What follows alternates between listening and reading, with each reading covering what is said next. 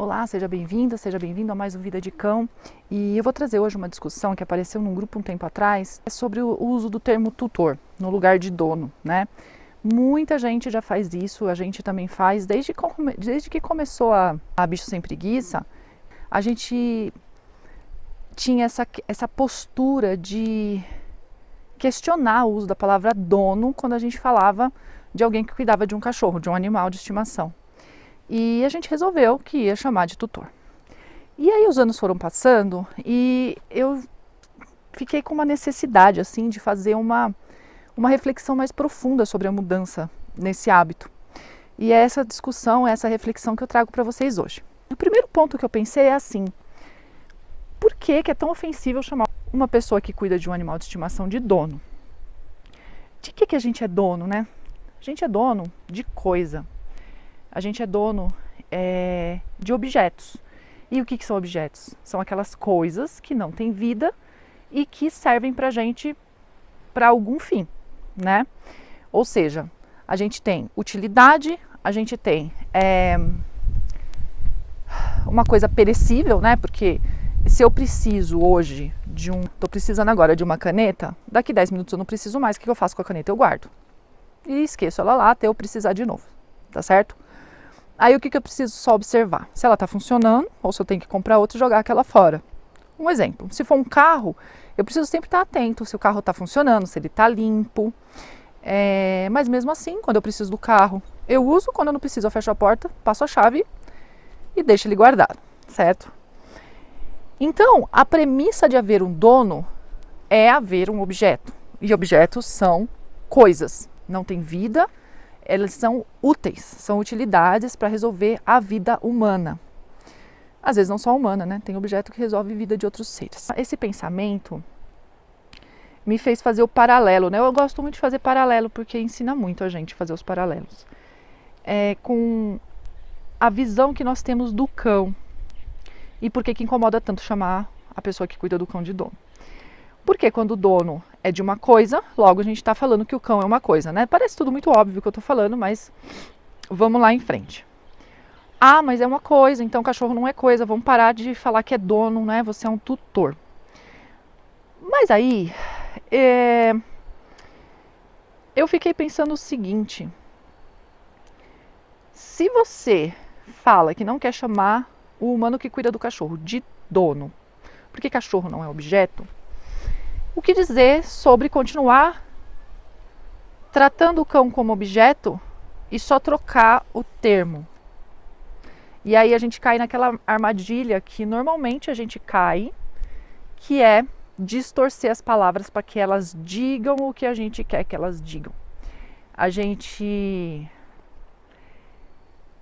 se traveste, né, de uma coisa que a gente acha certa sem rechear da coisa que a gente acha certa. Vamos lá. O que é um ser vivo, né? O ser vivo é aquele ser que tem vida, ele tem vida e ele tem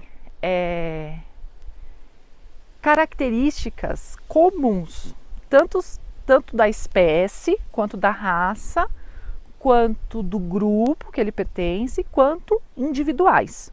Então a gente vem numa escala, né, de cima para baixo. Então seres vivos fazem coisas. Aí a gente pode fazer divisões que a gente quiser, né? A gente vem para os animais, a gente vem para os mamíferos, a gente vem, né, dependendo do animal que a gente está falando, a gente vai fazendo as subdivisões. E por quê? Porque a gente trabalha com agrupamento. O ser humano adora agrupar, né, dar nominho. Então, os bichos são agrupados, inclusive nós, quando eu falo bicho, tá, gente? Eu tô falando da gente também. Eu considero que a gente é bicho. E é assim. Então, a gente vai agrupando e esses grupos têm características em comum. E é legal, por um lado, porque padroniza, né, algumas atitudes.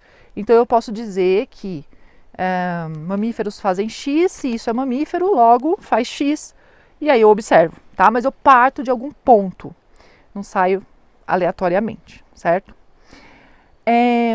Então, a gente vai lá para os cães e a gente pode afirmar que eles têm necessidades que são de animais, que são de mamíferos, né? Que são de carnívoros, que são E vai indo, até de falar de, olha, eles têm necessidades que são de cães, que vieram dos lobos, né, o lobo cinzento, e aí foi vindo, se adaptando com a domesticação. Eu posso ignorar essas necessidades? Absolutamente não. Não posso ignorar essas necessidades, porque é a necessidade da espécie. É a mesma coisa que falar assim, bom, eu posso pegar esse ser humano aqui, enfiar ele num cubículo e submetê-lo a horas a fio de trabalho, fechado, ele vai entrar no escuro, vai sair no escuro, sendo que nós somos seres diurnos e nós precisamos da luz do sol, por exemplo, tá? E aí a gente pega um monte de gente aí sofrendo de deficiência de vitamina D, por exemplo. E aí a gente pega e está tirando o ser humano de um lugar, de uma situação que ele precisa para estar saudável. Então, vamos fazer o paralelo. Nós não podemos ir contra as necessidades de uma espécie. Nós não podemos ir contra as necessidades de uma raça. Nós não podemos ir contra a necessidade de um indivíduo. Porque se nós formos, na verdade nós podemos, né? Porque a gente faz, mas a gente não deve. Porque se a gente for contra essas necessidades, a gente está passando por cima dos direitos daquele indivíduo, daquela espécie, daquela raça. Aí a gente está tratando aquele indivíduo, aquela espécie, aquela raça, em diferentes níveis, como objeto. Vamos lá. Aí você pode estar assim, nossa, mas nada a ver, né? Porque objeto... Mas para pensar. Eu me importo se o objeto precisa de XYZ? Não, ele não precisa de nada, né? O objeto ele precisa existir para eu usar. Eu uso e faço dele o que eu quiser.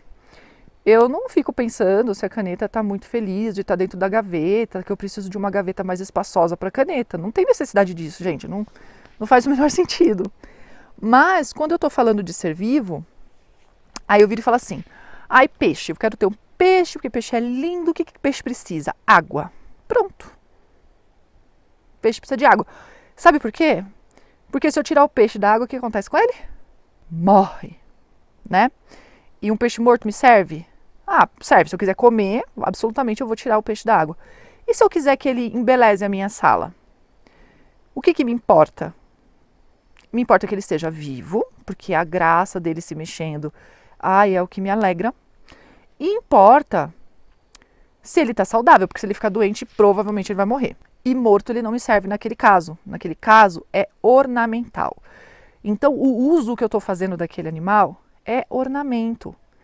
E aí o ornamento é para embelezar. Ele doente não é bonito. Então não serve. Então, assim, sinceramente, eu não estou me preocupando com o peixe, eu estou preocupando com a função que ele está desempenhando para mim, para satisfazer a minha necessidade de ter um ornamento dentro da minha sala para trazer bons fluidos. E, sinceramente, pouco me importa a razão de se ter um peixe ali dentro de uma caixa de vidro.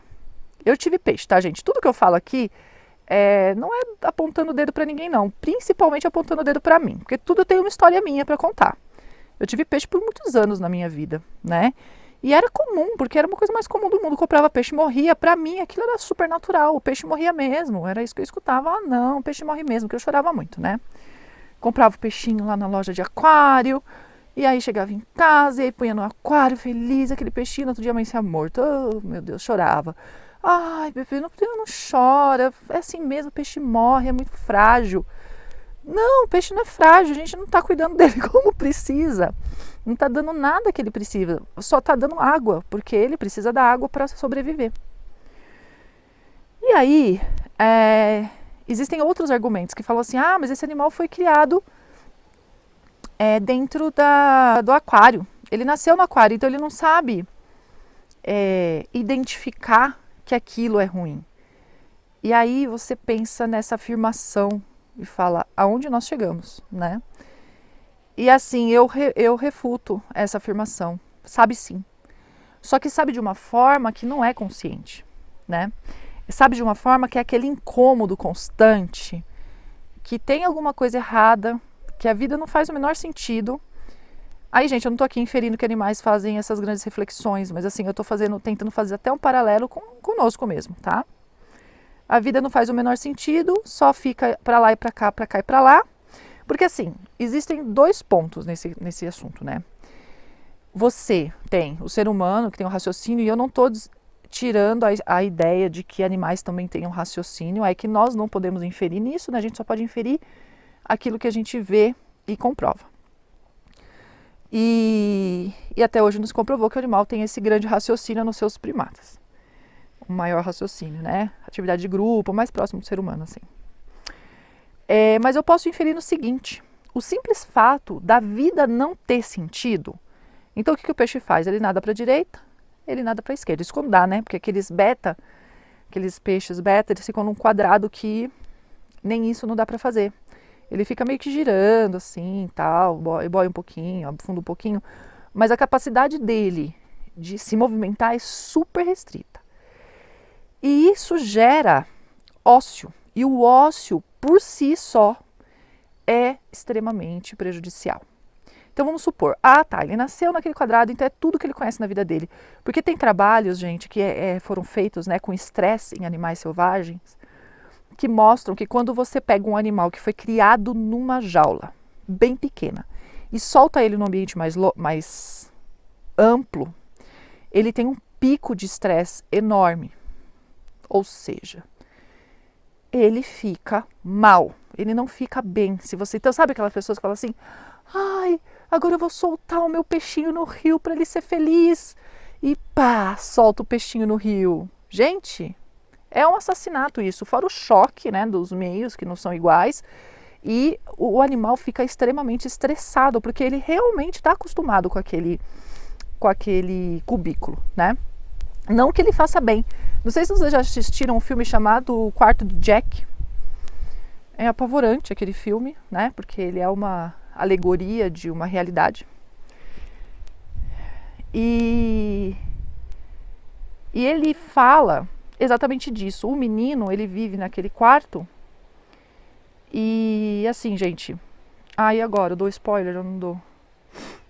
Enfim, ele vive no quarto e o quarto é tudo que ele nasceu no quarto, que é um cativeiro, né? E tudo que ele conhece é o quarto. E aí você assiste o filme, eu não vou dar spoiler não, é muito sacanagem. Eu fico muito brava quando eu quero spoiler de filme. Então, esse negócio de, sabe, liberdade para os meus animais, gente, isso é romantizar, isso é péssimo, isso é egoísta, tá? E eu já vou taxando mesmo, é egoísta, é aquele negócio assim de, o meu coração é muito bom, e assim, não, você está sendo egoísta, você quer se sentir bem, parar de sentir culpa com aquela porcaria que tá ali, e você vai lá e libera o animal, isso quando não tá fazendo sem saber, né? Sem saber, beleza, tal. Mas a galera que sabe e continua fazendo isso, olha, tá? Você tá só matando o bicho e o que você pode fazer é não comprar, certo? Não compre. Sabe aqueles vídeos que vê a galera... vou comprar essas tartarugas para salvar... Presta atenção, eu vou comprar essas tartarugas aqui para salvar do traficante. E aí você está fazendo exatamente o que ele pretende, que é trocar o bicho que ele pegou por dinheiro. Está ajudando em quê? Além do seu próprio egocentrismo e seu próprio... vamos dizer, é uma forma de se mostrar, né? Não compre. A única forma de acabar com isso é não comprar. E isso se estende aos cães, tá? Porque eu não sei se você sabe, mas criação de cães não é uma coisa bonita. Tá bom? Bom, mas eu vou falar isso mais pra frente. Eu já tô aqui atropelando tudo. Olha só. É que isso me enerva. Olha só. O peixe tá lá então, né? Sem condições. Então eu posso pôr o peixe num lugar maior? Não. Mesmo se eu pegar o peixe, pegar o beta e pôr num aquário grande, ele vai ficar estressado. Então, com esses animais que são mantidos em cativeiro por muitos anos ou nasceram em cativeiro, né? A gente tem que fazer a seguinte análise. É ruim? Sim, é ruim. É a única coisa que ele conhece? Sim, isso não tira o fato de que é ruim. Porque ele vai ser muito ocioso a vida dele lá dentro, ele não vai ter significação. Ele não está desempenhando as funções naturais dele dentro daquele ambiente, tá? Qualquer ambiente. Um cachorro dentro de uma casa, o peixe... É que eu uso do peixe dentro do aquário que é bem extremo, assim, né? Um negócio... O passarinho dentro da gaiola também, né? Então, assim, uma ave que não voa, né? Uma ave que não voa. Ela tem toda uma máquina, um sistema maravilhoso. Gente, ave é um bicho. Veja, nossa, vocês não têm noção, é maravilhoso, entendeu? Aquele sistema inteiro para se manter flutuando, aqueles ossos com ar, tem ar dentro dos ossos, tem espaço, né? Ar não, tem espaço dentro dos ossos. Tem para ele ficar mais leve, para não ser maçudo, porque a gente é maçudo, né? A gente é muito pesado. A ave não. É frágilzinha, ao mesmo tempo é resistente, porque se mantém os batimentos cardíacos, a temperatura, é tudo maravilhoso para voar. E aí se enfia dentro de uma gaiola. E aí ele não está desempenhando. Ah, nasceu dentro da gaiola, mas e daí? Lembra da espécie? A espécie tem necessidades, nasceu para voar. Não voa, sofre, tá? Nem sabe por que sofre. Nem sabe. Ela vai viver dentro da gaiola? Vai. Assim, é diferente de você pegar uma ave que você achou no mato e pôr dentro de uma gaiola. Muito provavelmente ela acaba morrendo de estresse pela proximidade dos seres humanos e tal, do que você pegar uma ave que nasceu na gaiola. Ela vai continuar vivendo na gaiola. Ela vai viver? Vai. Mas é isso. Lembra do objeto? O que a gente faz com o objeto? A gente mantém ele limpo e funcionando. Então, e aí? O cuidado que a gente está oferecendo para os nossos animais é o mesmo que a gente oferece para os objetos? É claro que as necessidades dos objetos são menores, né? Tinha prata antes, né? A prata precisava polir uma vez por semana, senão ficava preta. Tem uns objetos que dão um certo trabalho mesmo. Mas dos objetos, os que mais dão trabalho são os vivos, né? Porque eles precisam ser alimentados, eles precisam ser limpos, eles precisam ser... E se a gente não limpa, incomoda a gente também, né? Porque se também o animal fica num negócio fora, assim, pode limpar um pouco menos, ele aguenta um pouquinho, aquele cocô ali, né? E isso a gente vê bastante, né? Animais que vêm para a casa das pessoas e não entendem a função de fazer cocô longe da onde come. Porque não aprendeu assim. Por que não aprendeu assim? Porque foi criado numa jaula, comendo, brincando, defecando e urinando no mesmo lugar. E é nesse momento que esses cães aprendem essa parte de higiene. Deveriam aprender, né?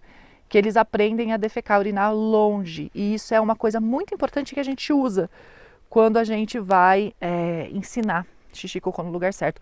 Aí logo dá pra ver que aquele animal não foi criado livre, não foi criado de uma forma que ele prefere fazer cocô e xixi longe. Dá pra saber quando acontece isso, tá? Quando acontece corretamente, que o criador, ele deixa esse animal criar num ambiente adequado. E normalmente não é no ambiente adequado, tá? Normalmente é uma gaiola, fica preso num canil, pisando no cocô e no xixi, certo? Então, aí a gente começa a perceber que nós continuamos a tratar os animais como objeto. Eu li um trabalho agora, esses dias, não é de agora, eu já tinha lido, mas eu reli, sobre exatamente isso, a objetificação dos animais domésticos. Eles ainda servem para o ser humano. Então, é uma visão antropocêntrica. Uma visão antropocêntrica é o quê? Que coloca o ser humano no centro. Nada mais isso, nada mais que isso. Coloca o ser humano no centro e dele emana tudo que a gente vai usar de base para julgar o resto. Então, se eu preciso comer 3 vezes ao dia um prato colorido, né? Sei lá, se precisa também. Mas, né, a gente inventou que tem. Eu quero que o meu cão também coma 3 vezes ao dia um prato colorido. Nem que seja bolinha, uma de cada cor. E aí a indústria faz o quê? Faz ração colorida. Porque a gente quer comprar ração colorida. Nosso prato é colorido, nosso cão tem que ser colorido também. E aí a gente vai para esse lado, né? Então a gente vai para a indústria. O que a indústria quer? Que quanto mais gente tiver cachorro, gente, mais a indústria ganha. Sem dúvida. E essa pessoa tem que querer ter cachorro a todo momento. E aí começa a caca. Por quê? Porque eu tenho uma indústria determinando o que é bom e o que é ruim para o cão. Mas o que ela quer? Ela quer o bem do cão? Ai, desculpa, não. Não quer. Ela quer manter o cão vivo, limpo, saudável, para que ele faça o que o ser humano quer. Mas o que o ser humano quer? É baseado na realidade? Não! É baseado no que ela diz que pode ser real. E aí as nossas expectativas ficam alucinadas, tipo assim, eu quero um cachorro, porque eu quero um cachorro para brincar de frisbee comigo. E aí eu compro um cachorro, né, um border collie, mas eu não moro na praia, eu moro num apartamento. E aí o border collie tem uma energia, porque imagina só, é um cachorro de pastoreio. Para pastorear precisa ter bastante energia, então é uma raça energética. E ele precisa ser muito determinado, porque senão ele desiste, né? Imagina só, ele leva lá um chute da ovelha, ele tropeça, pisa no espinho. Ele tem que ignorar aquilo, ele continua. E aí você pega um cachorro cheio de energia, extremamente determinado, num apartamento onde ele vai ficar sozinho o dia inteiro porque você trabalha fora. Mas eu tenho filho, meus filhos ficam em casa com a empregada e tal. E aí ele começa a pastorear os filhos. E aí começa a morder a canela do filho. Onde vai parar esse cachorro? Mas eu vou pra praia uma vez a cada 6 meses. E aí eu comprei um cachorro que deveria ficar guardado, limpo, quieto, 6 meses. Aí eu vou pra praia, brinco de frisbee, volto e guardo ele de novo. É isso, gente. Tá? É claro que eu monto uma caricatura para ficar bem explícito, mas em menor ou maior grau, é isso. E aí a gente eu vou pisar num calo aqui que eu estou ligada. Aí cada um com o seu cada um, né? Cães não são vegetarianos, eles não são veganos, eles têm um aparato digestivo para aproveitar os nutrientes da carne, das vísceras e do osso de uma presa. Por quê? Porque eu vou pegar um animal que é carnívoro e vou falar assim, não, agora você vai ser vegetariano. Eu tenho clientes que são vegetarianos e que dão carne pro cachorro. Eu não obriguei ninguém, né? Não obriguei ninguém, mas a minha função é dizer, esse bicho é carnívoro. Se você não é carnívoro, tem nojo, dó, por que você quer um cachorro que é carnívoro? Por que você quer doutrinar um cachorro? Os meus cães, eles... Aqui, né? Porque eu não queria mais cachorro por causa disso. Eles comem ração porque eu não tenho onde enfiar carne aqui. Não tem jeito, eu não posso deixar solto, senão eles vão mesmo caçar o gado do vizinho. E aí eu vou ter que pagar a vaca, né? Eles matam mesmo. São 4 cachorros, eles matam mesmo, tá? E eles caçam animais mesmo. Comeram tudo minhas galinhas mesmo. Porque eles viviam soltos. E aí quando você deixa um bicho solto, você pode ver o que ele vai fazer naturalmente. E o que eles faziam? Caçavam. Eles caçavam. Então, gente, assim, olha, quando eles escapam, eles voltam cheios de carniça, porque eles vão direto comer carniça, eles vão procurar carniça em volta tudo aqui para rolar, para trazer. Uma vez um deles trouxe uma pele de um boi arrastando. Gente, é isso, entendeu? É cachorro. Eu sou vegetariana. Adota sei lá, não sei o que você pode adotar para ter um bicho em casa, sabe? Porque uma cabra, talvez. Adota uma cabra. Um porco. Porco é onívoro, né? E aí você fica mais tranquilo do que submeter um animal às suas escolhas de vida. Os cães, eles não têm essa coisa de ter que evoluir. Eles são caçadores. Eles têm todo um aparato para isso. Mas o meu cachorro já é doméstico, ele evoluiu, né? Uma vez falaram isso. Evoluiu. Gente, não, tem nada de evoluiu. Tá lá dentro, lembra do peixe? Continua lá dentro. Você vai dar ração vegetariana, ele vai comer? Ele vai morrer? Não. Mas aí ele vai começar com umas alergias, ele vai começar com uns piripá, que aí ele vai começar... E assim, a ração já, né? A própria ração. Então vamos supor, entre a pessoa dar uma ração de carne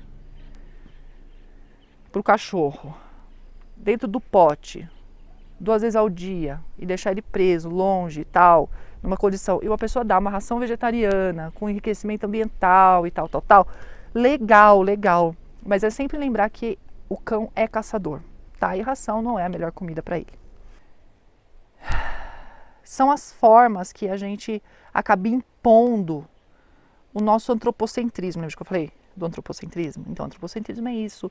É a gente pegar a nossa régua e achar que a gente tem que nivelar todo mundo pela nossa régua. Dane-se que ele é carnívoro. Entendeu? Não pode, eu não quero mexer nisso. Tá? Peguei no calo de um monte de gente, mas assim, né? Eu tô aqui pelos cães, não pelas pessoas. Também pelas pessoas, mas as pessoas que estão dispostas, né? Agora as que querem desligar simplesmente e continuar seguindo suas vidas, eu super tranquilo. Agora sim, voltando à objetificação, se eu tenho, na minha vida, né? Como que isso aconteceu na minha vida, a objetificação? Eu vou contar que aí fica claro alguns pontos, além dessa parte da alimentação, que é bem polêmica. Eu tinha um cachorro, aí depois eu ganhei outro, aí depois, né? Quando eu era mais nova, minha mãe que cuidava, meu pai, eu não cuidava. Hoje meus pais que cuidam também, eu tenho 4 filhos, né? Não tenho a menor condição de cuidar. Meus filhos também cuidam. E aí eu tô treinando, né? Eu treino eles. E é assim. No meio desse caminho, então o Wilber, minha mãe pegou ele na rua quando eu tinha 16 anos. E ele morreu com 17. No meio desse caminho, esse cachorro passou por tudo, né? E eu não considerei o Wilber, nem os próximos cachorros que eu ganhei, que eu peguei, não sei o quê, como prioridades. Eu era nova, eu agia como todo mundo age. Então, pra mim, o cachorro tava lá, mas eu tinha minha vida. Então, eu tive filho. E não pensei que o Luke, o Wilber e a Babi tava tudo lá. Aí eu tive filho, tive que morar numa casa menor. Eu não pensei que tinha o Luke, entendeu? Aí o Luke foi parar, meu pai e minha mãe ficaram com ele, eu não ficava mais com ele. Eu fazia faculdade, eu entrei na faculdade, eu estudava das 8 da manhã até 6 da tarde. O Luke ficava, o Wilber ficava lá no quintal. Eu chegava a fazer um afago, mas nossa, eu estava muito cansada, não tinha condições. E meu sonho quando eu tinha cachorro, quando eu peguei cachorro, era que o cachorro fosse para todos os lugares comigo. E eu não consegui isso. Para mim, eu tinha tido azar, entendeu? Meus cachorros não eram bons o suficiente, eu não era boa o suficiente para treiná-los. E assim, eles ficavam em casa enquanto eu ia para a faculdade. Passeavam ali em volta, mas longe de ser o que é ideal, o que deveria ser, né? E isso foi muito triste pra mim, porque eu fui percebendo, aquilo me incomodava pra caramba, mas eu sempre tinha minhas prioridades. Eu tinha que ir pra faculdade, e não é que assim, eu tenho as minhas prioridades, que egoísta. Não. É coisa normal, não é normal do ser humano pensar no cachorro como um indivíduo de direitos. Não é. Tanto que assim, tá incomodando um dos meus cachorros. Não, o Wilber, né? Por que eu peguei o Wilber? Ele tava na rua, então alguém abandonou. Ou ele ou a mãe dele. A minha pequenininha, a Babi, também foi abandonada. Foi doada. Porque não atendeu as expectativas, fazia cocô em tudo. Quantos clientes eu não tenho que aconteceu a mesma coisa? O cachorro ficava preso num canto porque, se eu soltar ele mija todo no meu tapete. Então, gente, mas tem que treinar, né? O cachorro aprende a fazer no mesmo lugar. Mas eu não tenho tempo, eu trabalho. É por isso que conscientemente eu já tinha pensado, não quero mais ter cachorro. Mas abandonaram esses cães aqui. E aí, eu consegui doar? Não. Não porque eu não quis, porque não tem. É excesso de animais no mercado. Tá com excesso, entende? Não é uma coisa que é valorizada. Eu pego porque eu quero. E olha, eu vou dizer uma coisa. Houve um aumento gigantesco na adoção de animais nesta quarentena.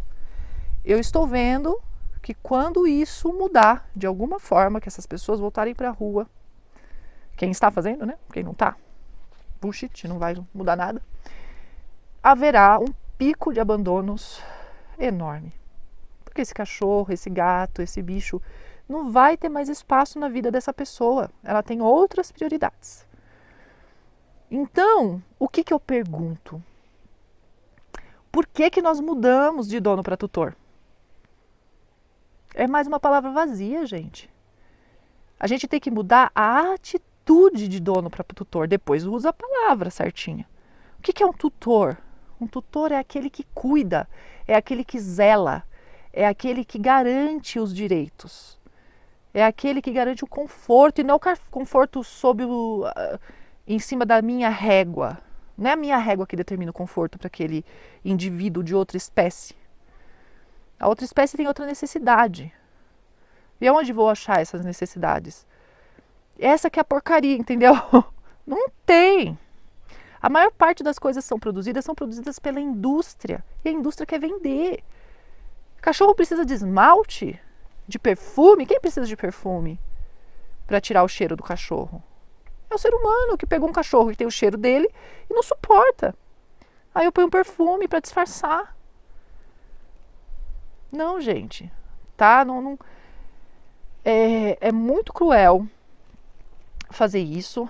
Ah, mas o cachorro sobrevive e fica lindo, maravilhoso. Fica lindo, maravilhoso. E pode seguir sua vida. Eu não tenho argumento contra isso. Se você quer um cachorro limpo e vivo e saudável, não é tutor o nome que tem que dar. Não é. É dono. Se esse bicho serve e está aqui só para cumprir a obrigação dele em fornecer para você o que você precisa, é dono a palavra. É dono. Tá bom? E era essa a mensagem que eu queria deixar. Toda terça e quinta tem Vida de Cão. E eu falo bastante sobre os cães, seus direitos e os nossos deveres para com eles. Tá bom? E como melhorar também a nossa vida com eles. Isso também influencia bastante, tá? Na próxima a gente se vê.